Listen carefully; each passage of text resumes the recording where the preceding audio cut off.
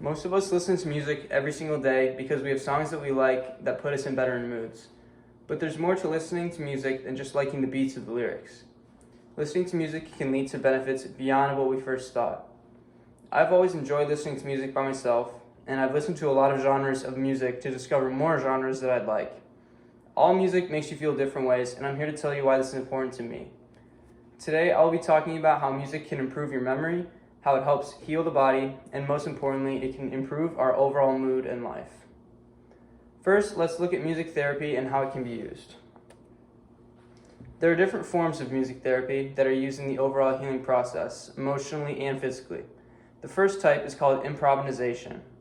This is when a music therapist tells the patient to recreate his or her own music, perhaps a song. The patient is to write new lines of music based on their emotions, events, or situations which are brought up during a session. A patient works out with a therapist to create a piece of music that the therapist does the technical work and the client does the actual lyrics. The music therapy organization says, music therapy also provides avenues for communication that can be helpful to those who find it difficult to express themselves in words. The second type is rhythmic auditory stimulation.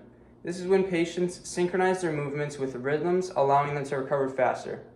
The components of rhythm and timing are crucial to the healing process. Music provides an auditory trigger, meaning that patients could synchronize their movements to music.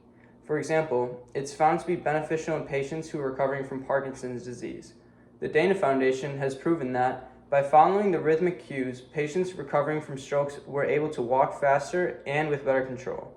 Music therapy provided patients a more effective form of therapy when trying to recover from movement disorder. It's also found that music therapy is even more successful than physical therapy. It's proven to have more effective results physically and on the brain directly. Rhythmic auditory stimulation proves that muscle therapy can be more effective than physical therapy. It activates different parts of the brain that physical training can't reach. Now, it won't only help heal the mind, but it can make you stronger than it was before. Music can help strengthen your memory too. The brain looks for patterns of songs to recall information. Earworm is a term created by Cornelius Eckert, which is when a portion of a song is repeatedly played in our heads.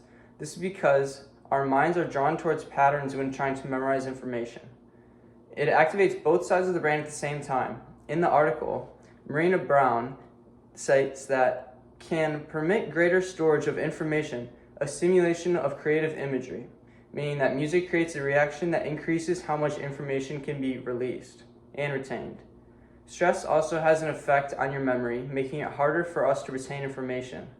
Music has an effect on our memory because it's a stress reducer because it contradicts the negative effects of stress.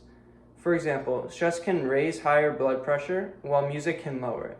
The levels of cortisol are in direct correlation with how stressed we are. Music not only acts as a trigger to help us memorize, but when recalling memories overall. Emotions paired with the beat are the crucial component to retrieving memories. Music triggers are the part of the brain that is responsible for emotions. If you're listening to a certain song on a good day, that memory will be easy to retrieve. When you hear that song, your brain will automatically drawn to think about that memory. Music is a healing tool in so many ways, but the everyday effects of listening to music can just make you happier. It's proven that listening to music can benefit your overall mood. It releases dopamine in two prominent places of the brain, causing a positive reaction. According to the article, How Does Music Affect Your Mood? The beat of a song can affect your heart rate.